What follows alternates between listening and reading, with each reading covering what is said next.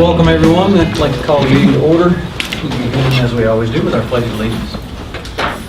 Allegiance to the flag of the United States of America and to the republic for which it stands, one nation, under God, indivisible, with liberty and justice for all. Item 1 today is our minutes from last month, both the regular meeting minutes on the 19th of last month and also the special meeting we had for the bonds. If there's no objection, we'll allow a few moments for you to review those and look for a motion.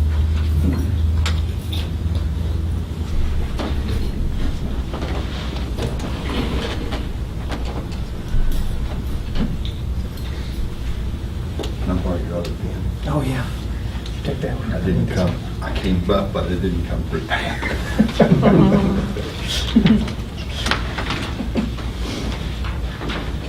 Any questions or concerns on the minutes? I move that the minutes be accepted. Second. All those in favor? Aye. All those opposed? Motion passes.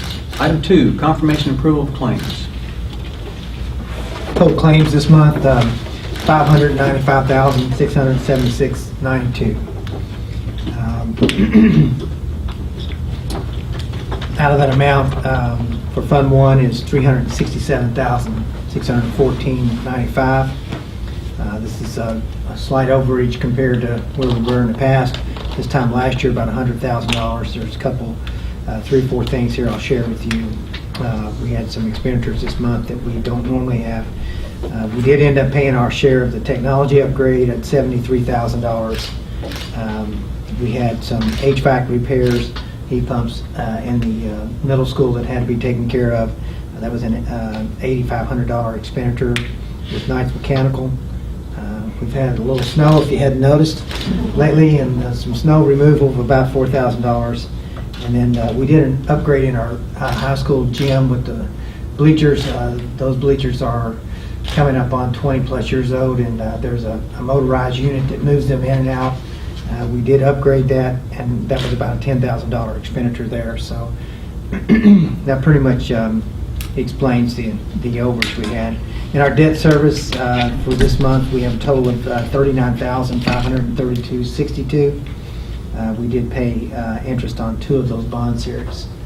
Be glad to answer any questions you might have concerning the claims. I think everything is in the proper order, but be glad to answer any questions you might have. So that 66,221, that was part of that technology upgrade, Mhm. the overall 70-some-odd thousand, you said? Right. Okay. That was the main part of the upgrade that we Wi-Fi. received. The Wi-Fi, and then we did some work there in a server storage closet, not storage closet, but server closet that requires some upgrades on the servers. I have a question about, on page 5, 40422, CN E2UR Club Drink. What was that number again, Ms. Reed? 4022? 404. 404? 40422. Okay. That invoice on, I just didn't understand what it is that, do you see that, Tracy? Looks like Coca-Cola. was. So what it is?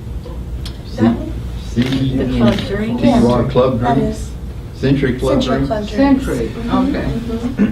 Yeah, okay. Oh, it All looks right. like there's a misspelling in the description. Oh, okay. That's what Thank it is. Sure. I just couldn't understand what it was saying. Okay, thank you. I believe that payment comes out of the district activity funds also, so.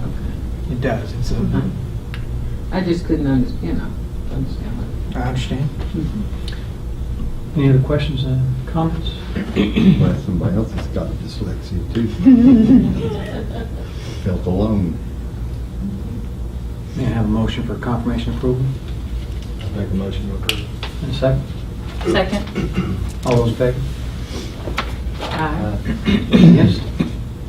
Motion passes. Item 3, financial reports. Our financial report this month, it's a little slim. This is the time of year when everything's pretty much on hold. Our budget is kind of on hold. We've completed that tentative budget, that beginning part. The governor has proposed a budget. Legislators are debating a budget, so everything's a little bit in limbo at the time. It should, as the legislators make a final decision, we should have a lot more information and be able to share more with you. But a few things we did want to share with you is that in our bond issuance did take place on February the 3rd for the closing of the property. Everything is on schedule as planned. Those bonds have been sold, and the check will arrive on the 24th of February. So we're happy to share that good news with you. We haven't to date received any formal funding reductions. There's been some suggestions, some recommendations. Only one has been a sure thing, and that's with the Family Youth Service Center. Has been reduced at 4.5% reduction. You will recall that you probably heard in the governor's budget that the SEEK will be protected.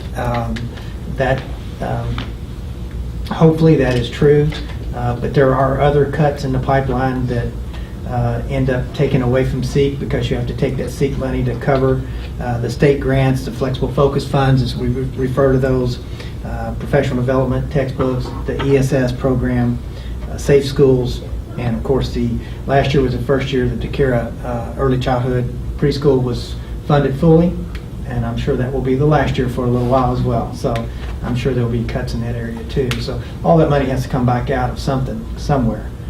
So it'll come from SEEK and tax revenues. So just be prepared for that. And that's about all the good news I have for you in the treasurer's report. Any other comments, questions? Item 4 today, the superintendent's report. Superintendent's report. Like to just go over a few things with you here before we have our guests come. Just a reminder that today is our photo day at the conclusion of today's meeting. Also wanted to share with you, as I said, we have experienced a few snow days, and would like to just run over those snow days with you. We have missed a total of 5 days as of yesterday. And so, as you know, when you approve the calendar, in fact, that's an item on the calendar, on the agenda today, is to look at the coming year calendar, 16-17 calendar. We traditionally build in our makeup days, so those days are in place. Just makes it a much smoother operation when it comes time to make those days up for not only us, but also for our families, so they can plan out ahead and know what's going on. So here is the makeup days that were built in the 15-16 calendar. So our first day that we'll make up will be March the 11th. Our second day would be May the 6th. We do them in this order. Then we come back to April 4th, 5th, and 6th. Does that make any sense to you? And understand we pick up that May 6th date because that would be the second one we would do. When we have a third one, we go back to get the first day in spring break. So we'll have the first 3 days in spring break. We have room for 2 additional days, and at that point we will have to make a decision to add those on to the end of the school year. Did we not have days in December, or are those not usable after the turn of the year? Like on the proposed calendar, I see it in the end there. Yeah, that would have been for if you missed, if you missed days before that date. For example, for some reason or another, we always have snow in the second week of December. If that were to be a day that we missed, then we could make that one up in next year's calendar on the 20th. But of course, if we missed that day in February, then obviously we've already passed that day. We don't get to keep them in the ante, huh? No. They expire. Yeah, they have all right. expiration date on them. So we're up against it. We're at our last day before we have to make a decision. We already used our 5. Well, you have 2 more that would take us into the end of the spring break, and then at that point we would be looking at adding on to the end of the school year. Okay. I think it's a really good system that we have, and that typically the day that we say we're going to be out, we're almost always out that day, because we have these days built in the calendar, and I think it works very well. So, all right. Any other comments or questions about this year's calendar? No, I was just gonna say, the delayed opening of school, I know that's not preferred, but that's not counted as a day, is it? Right. I think you can go up to 5 delays, and then at that point it does count a day. So, and you are correct. It's a very distracting part of a school day, and so in order to get a full day of instruction, it's better. But when it comes to the time that we need to do that, we certainly will consider that. All right, with that being said, I'm going to move on here. We have with us today a young man that's been working with us now for a little while. We're very glad to get him. He's the director of the Youth Service Center here that serves both our middle school and our high school. He was recently recognized at the Martin Luther King Celebration Day by the Nelson County Concerned Parents for his community service. And you may have seen Josh Payne in our local newspaper recently, an outstanding article completed on him, and we're very grateful for that as well. And there was a program in there that they mentioned. We didn't get to talk about it much, but that's why Josh is here today. He's going to talk to us about a mentoring program called Boys to Men that I thought you would appreciate the work that's being done here in our community to help provide direction for young men in our community.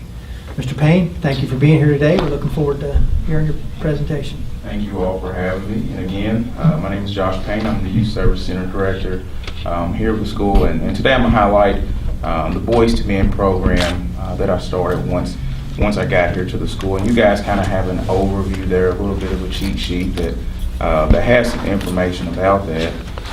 It's a program. It's a mentoring program that's designed to help students essentially capitalize on the potential for positive growth while not only inspiring but guiding them to live successful and productive futures. That program, I've kind of geared it towards juniors and seniors at the school as they transition into adulthood. And with this program, it's had a particular emphasis on African American males. And just to give you guys a little backdrop on that, it's actually something that I started doing around 2008 in Lexington as I was a practicum student at Booker T. Washington Academy in Lexington, which demographics are a little bit different from here, with 44% African Americans, 44% Hispanic, 7% white, 5% other, 85% free and reduced lunch. So after being there and looking at their CSIP and looking at some of the different gaps that they had, they really wanted to focus on their African American males, getting folks in from the community, different things like that. So being the president of my fraternity at that time, I decided that something that we would do is get together a program and go over there after school as an after school program and reach out to some of their most at-risk youth. So that is something that has continued in Lexington even as I have departed about 3 years ago, and something that I wanted to pick up once I got here. So that's why I've moved in the direction of this program. In the program, what we do, we meet once a month. If you guys look on the back of those sheets, it actually has some different activities that we've done the last couple of years. We'll meet here at the school in the library for about 2 hours, and we'll do all sorts of different things. We'll have community members come in, serve as role models. They'll share stories, experiences, all sorts of different things, covering topics from employment skills to post-secondary education to leadership to healthy relationships, gang involvement, all sorts of different things that we do cover in those meetings. And I kind of structured the program around the 5 C's of youth development. So if you guys are looking at competence, looking at those social professional skills, academic achievement, looking at connection, not only connection with the school, but connection with other students, with the community, with their families, working on their character, holding higher expectations of themselves, how they look, how they walk, how they talk, different things like that, the caring and contribution aspect of it, and getting those students out into the community and doing different things. So you'll see a few of the different services on the back with like assisting with the Walk Like Mad, ringing bells for the Salvation Army. We actually worked with Mr. Hostlaw with the Habitat for Humanity unloading the truck a year or so ago. So there are different services like that. Even have some of the officers of Boys to Men work with some young students in the middle school all at the same time. So they go over there at 8 o'clock on Tuesday mornings and do some mentoring with some of our students that are coming up the pipeline. And then the last thing is confidence. Really focusing on these students' confidence, beliefs in themselves, belief in the future, just a lot of positive reinforcement for them. So that's something that's really big, and these students believing that they can go to the next level. Normally in these meetings I have around about 15 students that normally attend, which is probably just about half or just over half, as most grade levels seem to be averaging around 12 to 13 African American males in those particular classes. That the junior class is actually much bigger than what I've seen the last few years. So I've had good participation. Normally do around 12 meetings per year is what we've done, with a combination of all sorts of different things, but also in with that too, doing some fun activities for them and trying to do some cultural events all at the same time. So and doing a survey and following up with those students to see what they felt about it. Pretty much all the students said that it had a very, very high impact on their lives. And it's good to see some of these guys coming back and seeing them out at ball games and different things like that, and sharing the impact that it's had on them, whether it be, it was great that we made a resume at a meeting, or learning how to dress for an interview, and then knowing how to shake hands and look in the eyes and different things like that. It's always warming to get that feedback back from them directly. So, any questions? I think it's fantastic. I'd ask one thing. You say you focus on juniors and seniors right now. Is there any benefit starting at the freshman level, or have you got some experience in that? There definitely would be. There definitely would be across the line, and it's something too where it's manpower and keeping the group not too big where I can really focus in on them. But there has been conversations looking to bring more in, not even just at the freshman level, but even skimming before that, started in the sixth grade levels. What are you looking for in a mentor? Someone that's positive, that's caring, someone that can help inspire and guide, someone that can really help push these students and really be a positive role model in their lives and help push them in the right direction. Is it a national program? Or It's not a national program. Where did it originate? Is it something you came up with? Just something, yes, sir. Oh, excellent. Yeah. And are there any, I notice it's not for the females, just for the guys, right? It's just for the guys. So there's not a counterpart Yes, there program? is. Yes, there There's a is. counterpart program. Can somebody back there help me with the name of that? We talked about it Monday. The Ascend program. Ascend was Ascend. And we're actually, we actually do some things with, we're planning to do something with them actually this weekend with Miss Lucretia Anderson, as they have a meeting that's scheduled for the 20th, and we've discussed actually partnering in with that. So we will be doing some different things with them. To be in total Title IX compliance, we'll have them here coming this spring sometime soon. So, yeah.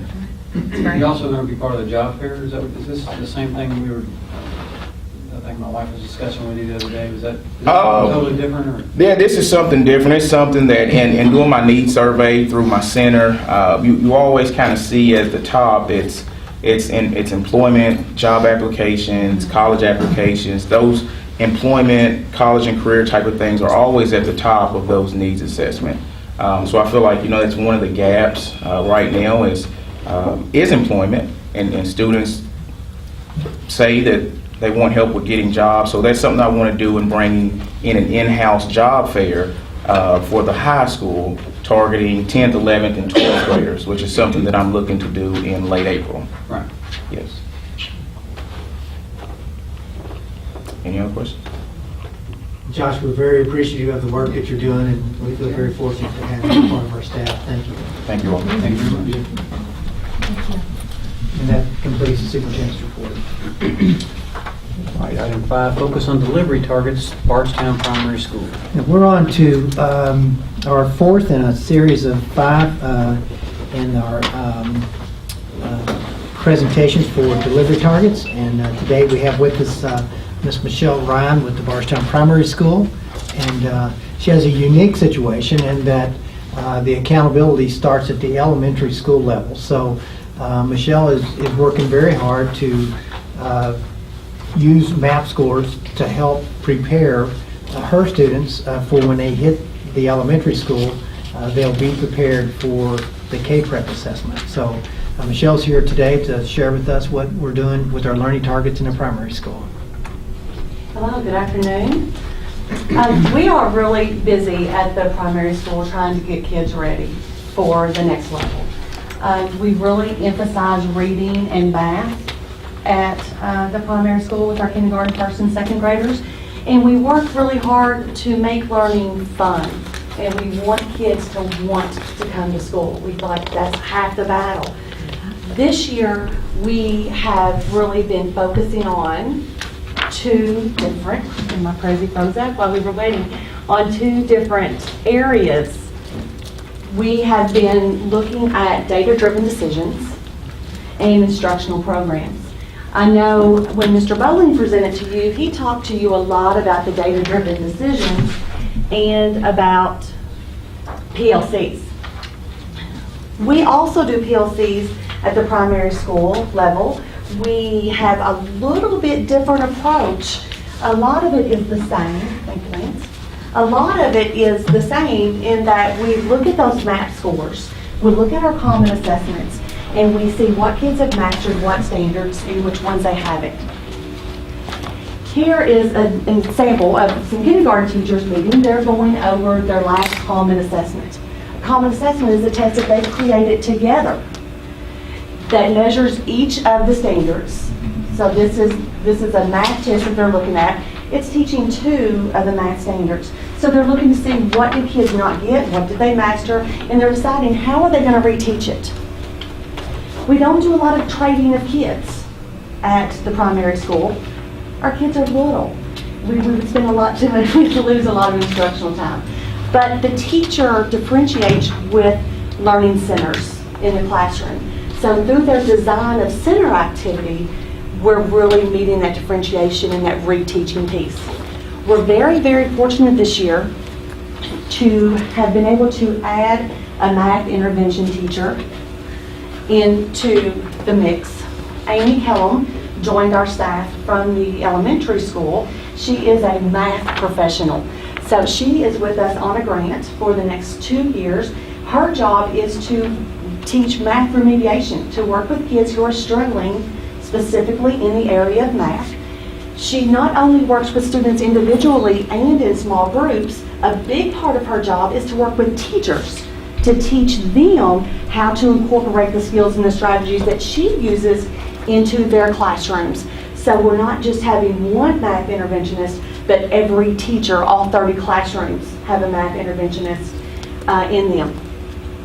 We also have been able to add on 2 additional positions through some Title II monies with a reading interventionist in place for first grade and second grade, and a math interventionist in addition to Ms. Kellum in place to help those struggling kids. Teachers look at their PLC, after their PLCs, they identify those kids that are struggling.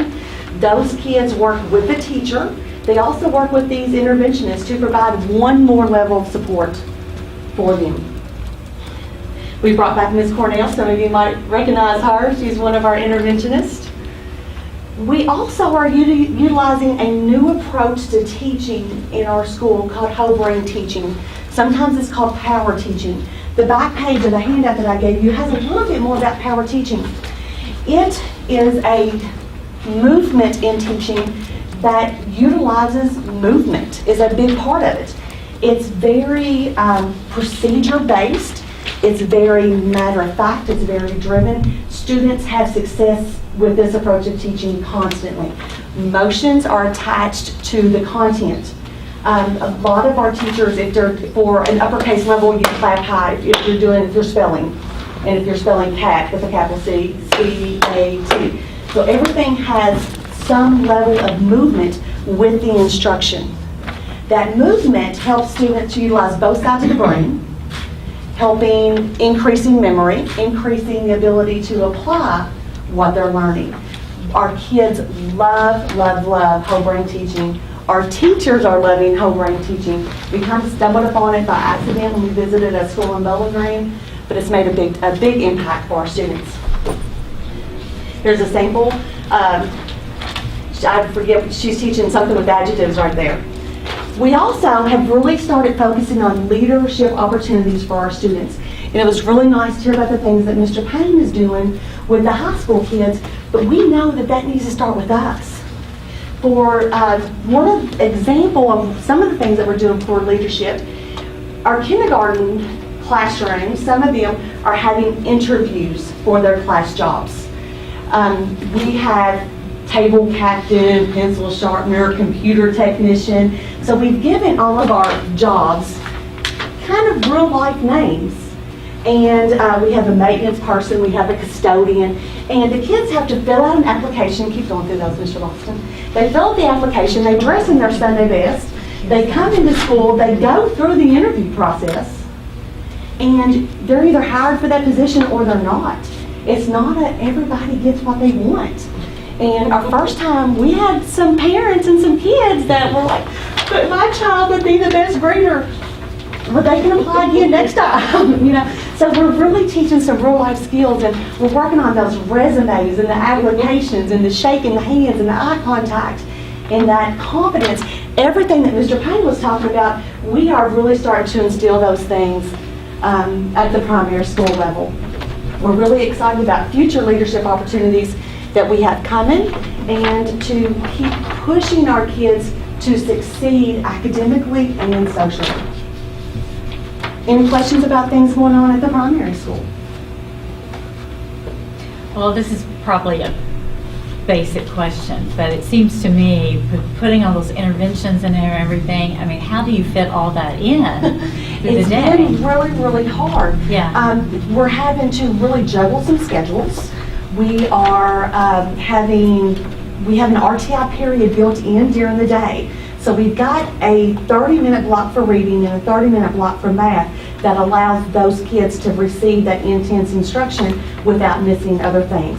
While those kids are doing those pull-out, smaller group activities, the other students are continuing on with what they would be learning. They're extending a little bit beyond. So they're going a little bit deeper into the material that the kids that need the remediation are getting the basics, getting a good, strong base.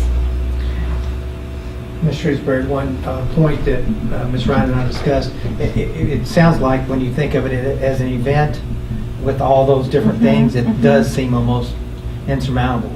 But really what it is, it's become what they do. It is the day, it's not a special event, it's what we do now, Right. as opposed to prior to Center 1.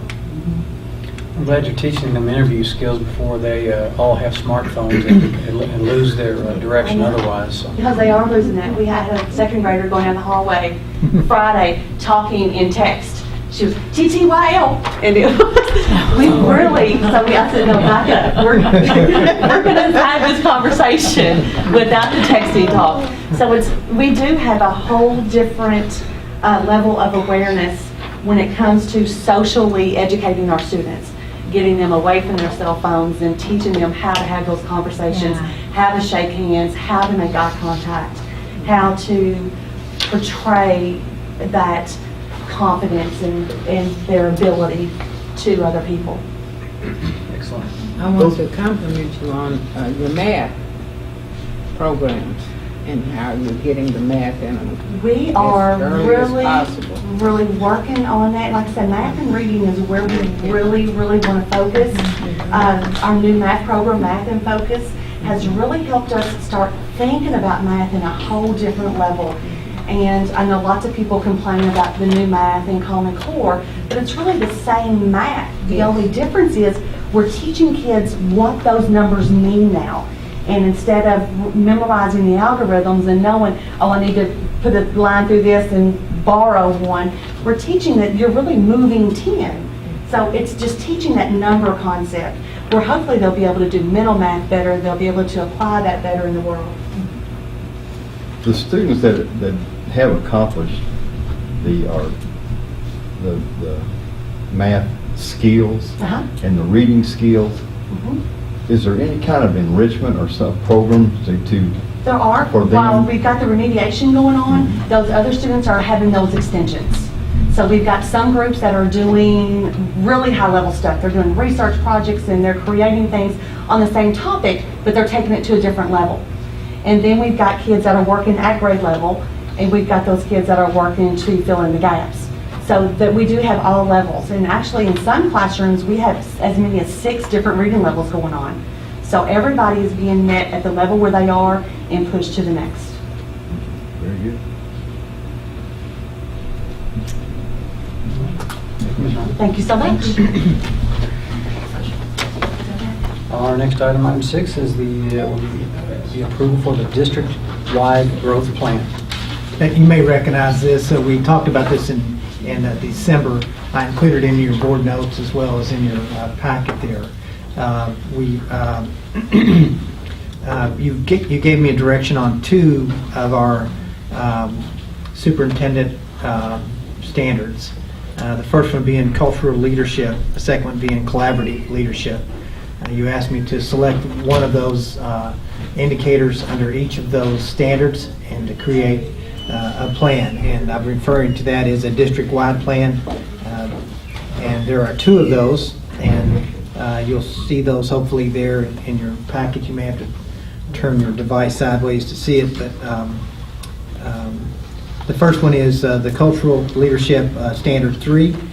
Indicator C creates a unified school system with shared vision and equitable practices. This first plan basically has a lot to do with what Michelle was saying, and also you've heard others, principals, when they present their plans to us, their delivery target plans. What we want to do is we want to identify, we don't want to, this is not the plan, this is not the only plan. We need to understand that we continue doing exactly what we've been doing in the way of teaching our students. But this particular plan that I'm presenting to you is a focus area for those students who are in the gap. So each school now of our 4 buildings, they're going to look at what student is in the gap in my school. Let me give you an example. In the high school, students with disabilities and writing are the gap students. They're the largest gap. In the middle school, they were identified as reading. Students with disabilities in reading. So to give you some example, each school determines their focus group, their gap group, if you will. And in short, they put together a plan, and every 25 days they meet with myself and my administrative team, and they explain to us what they're doing to close that particular gap. I'm telling you, it's been a very, very powerful process thus far. I think it'll certainly increase our assessment scores, but it's also opened up a whole new line of communication that maybe we didn't have prior to this one. The second one is just a little less glamorous than that, but it's still a very good plan under Standard 6. The collaborative learning implements proactive partnerships with community colleges, universities, professional organizations, educational cooperatives, and to provide effective learning opportunities. What we're doing, we're going to primarily focus here with our educational cooperative, the Central Kentucky Education Cooperative. We work very closely with them, and what we have done is we have asked them to provide us with all of professional development activities throughout the year, and there are hundreds of those. We will be getting that information to our teaching staff, and It will not take the place of the normal professional development. Again, it's an additional tool for individual professional development. We'll work with the schools on finances if they have passed their, well, let's just put it this way, if every staff member has reached their professional development within the school, and this is something that the school wants to do outside of that, we'll help them find ways of funding, whether it be their own funding or perhaps provide some here if that's necessary to do. So in the end, what we'll be doing on that particular goal, we'll be providing you with logs of folks that have attended the trainings, and also we'll provide you with the short narrative, also looking at future years on how we might improve this plan or maybe how well it went this time. So those are the two goals, again, under collaborative, Standard 6, and cultural leadership under Standard 3. So hopefully that will be satisfactory for you. I know you've had a chance to look at these. I provided them to you a few days ago, so be glad to answer any questions you might have. And if not, then this will be our plan for the remainder of the year to be evaluated in December 15th. Excuse me, I'm not sure it's December 15th date, but in December of 2016. Make a motion to approve. Any other questions or comments? I have a motion, may I have a second? Second. All those in favor? Aye. All those opposed? Motion passed. All right.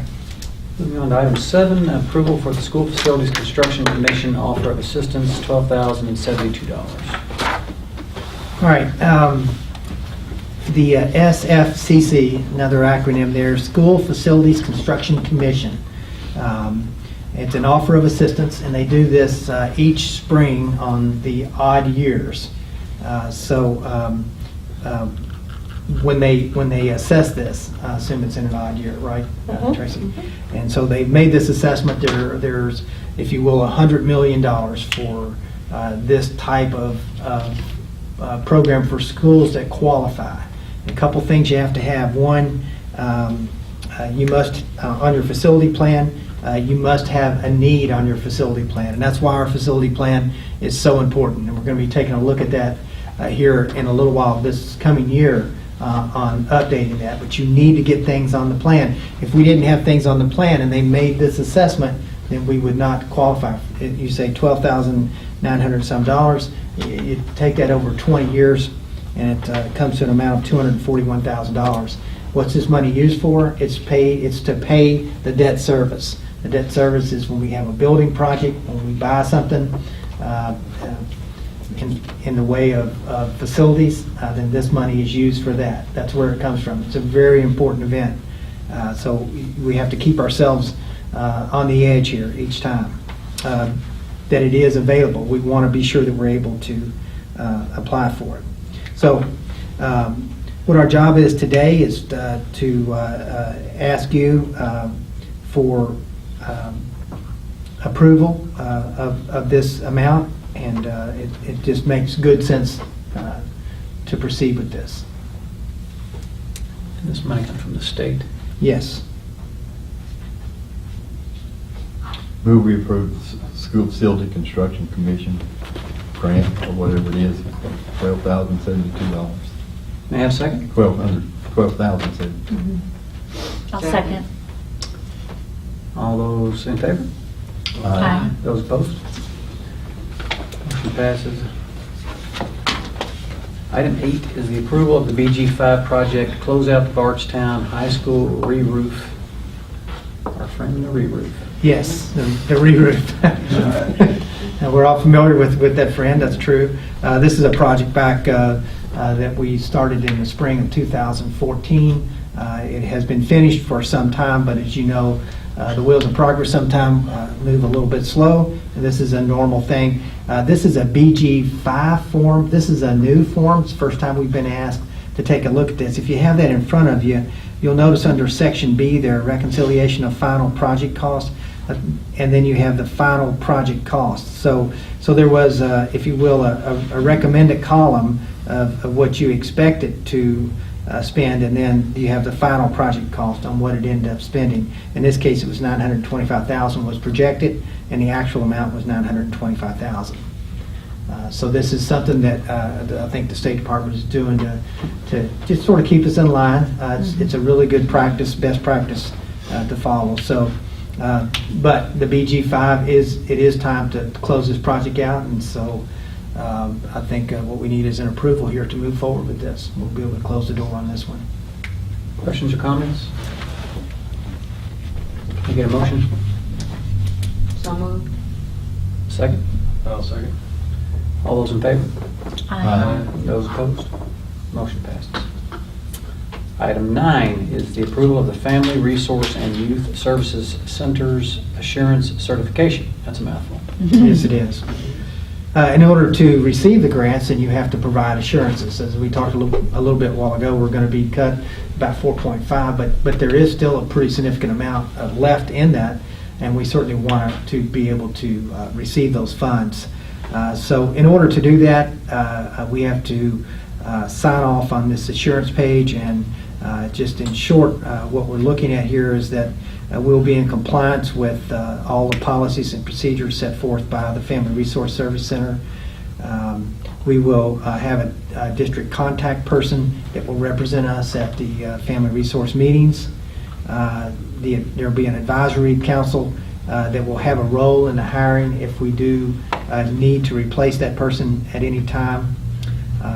Also, there are certain guidelines for student and family records, and we will certainly comply with that. And then there is a written document procedure there, and there are 7 items there, and I won't read all 7 of those to you, but I will tell you that we are in compliance with all 7 of those bullets. So it would be something that I would recommend that you would approve. I can assure you that we have these items in place. Any comments or discussion? Seek a motion. So moved. Second? I'll second. All those in favor? Aye. Those against? Motion passes. Item 10 is the approval of the 2016-17 school calendar. I'm going to ask Mr. Hood to come forward here and speak with us. I would like for you to realize when you see a nice, neat, clean calendar laid in front of you, it kind of looks like, boy, that was easy. Yeah. But I just want to assure you that this has been going on since October, November. There's been a number of meetings that have taken place, and there's been a lot of marked up copies that have passed back and forth. And the way Mr. Hood arranges this is he has a calendar committee, and then that person represents that building, and he has expectations of that person going back to that building, seeking input in whatever way they find to be the most efficient, and then they come back to the meeting, and that happens many, many times before we see this nice, clean copy. So, Mr. Hood, we appreciate your work on that. Look forward to your presentation here. Thank you very much. It's always fun to work on a school calendar when you're closing school the day before from this calendar. So it makes it real interesting. If we just take a look here, we can see how the calendar committee proposals.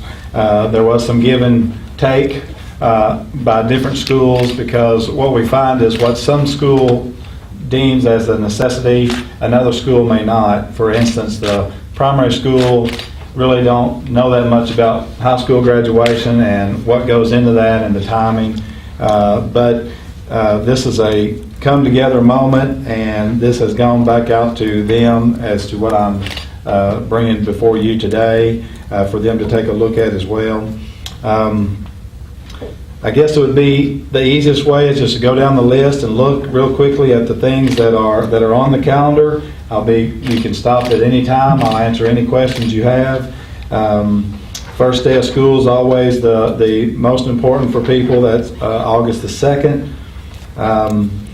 Moving into September, the 2nd of September will be our first Go Day. Go Days, as you may recall, to implement Senate Bill 1, we help teachers, give them more time for that implementation. There's 3 Go Days built into the calendar, and they're very strategically placed on when data comes back in for our school district. holiday there on the 5th. We have been telling people for some time now, just plan on fall break being the first 2 weeks of October and spring break being the first 2 weeks of April, so you can somehow plan for things in advance. And that's kind of the path we've been taking for the last couple of years on the calendar. The 3rd through the 7th is also listed there for you. That's in blue because those would be the first week would be intercession. At least some part of that. It may not be all 5 days, but at least some of those days would be intercession. The 17th is that second gold day, as I've already mentioned. In November, the 7th, there is one day that's mandated for 4th District KEA, and we always take that before the election day, which is on the 8th.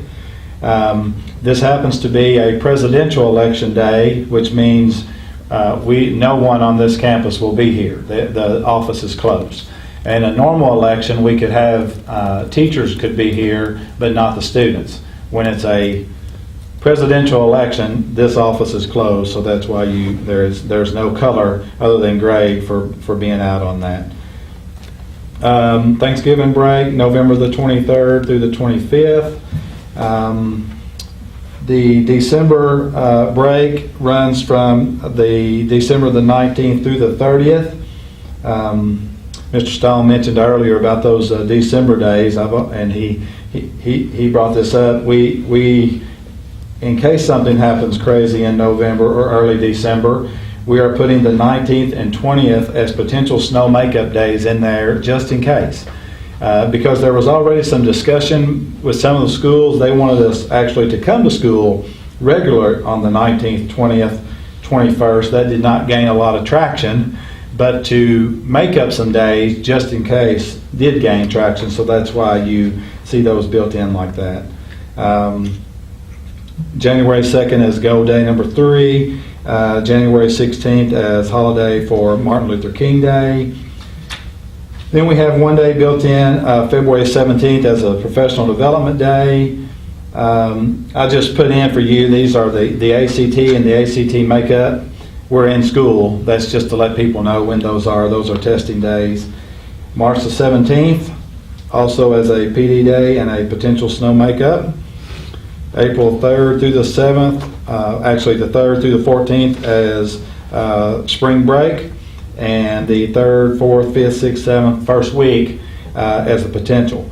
I think by now people are starting to get the idea that, hey, this is potential, but the last 3 years we've used some of those days, so it's a good thing to have in there and a good place for it. The May the 5th is a professional development day number 4. That's Oaks Day, in case you're wondering why we would maybe do a day in May like that.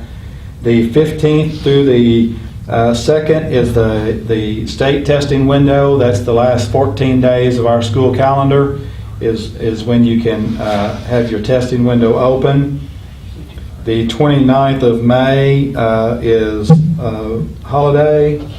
Last day for students would be June the 2nd. And based on this calendar, we have 10 makeup days. So unless we were to miss 11 days, we would stay with June the 2nd as the last day.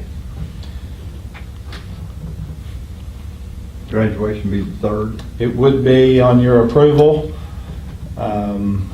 later on. Yes, that would be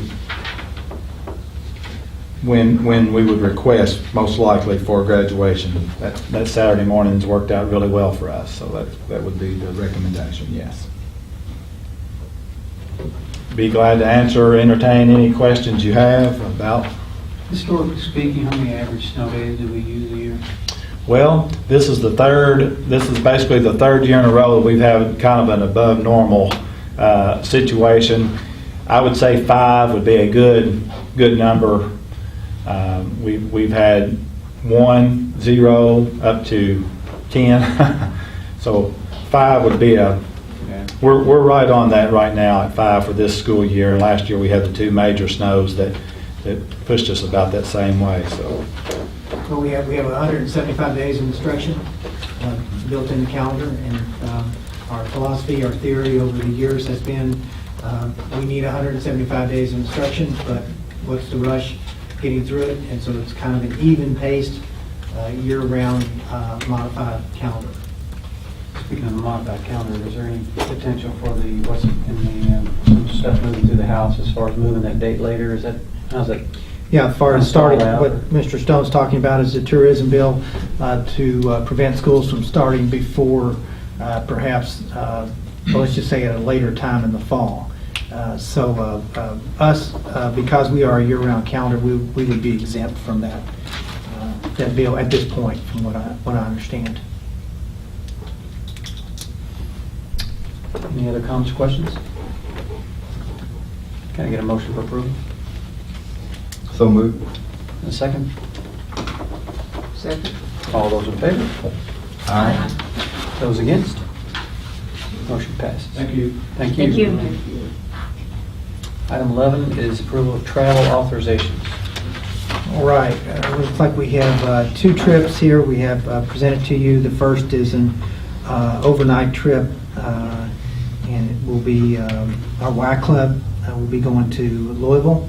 And it's their conference. There will be approximately 25 students and 3 chaperones, both male and female, making that trip. The second trip we have here being presented to you is our Family, Career, and Community Leaders of America, the FCCLA. They will be going to Louisville as well. Again, it's a conference on March the 29th to the 31st. There will be a total of 8 folks, 8 students. They will all be females making this trip by happenstance. There'll be 1 advisor going with them. I think things are in good order on both requests. Any comments or discussion? Can I have a motion, please? So moved. And a second. Second. All those in favor? Aye. Those against? Motion passes. Item 12 is approval leave of absence requests. 2 maternity leaves are being presented to you. First one here, Danielle Hill. She does not have a Family Medical Leave Act request. That's not necessary the way she's setting it up. She'll be using her sick days and then the summer months. And then the second one comes from Ms. Rachel Turner, and you will see a Family Medical Leave Act included in that one. Everything, paperwork is in good order, so I would recommend that you approve those 2. Can I have a motion? So moved. And a second. Second. All those in favor? Aye. Aye. Those against? Motion passes. Item 13 is the SBDM council minutes. Those are in your packet. If there's any comments or discussion, gladly entertain those right now. And if not, I'd like a motion for adjournment. I'll make a motion to adjourn. In a second. Second. So be it. We are adjourned. Thank you. Please stay around for just a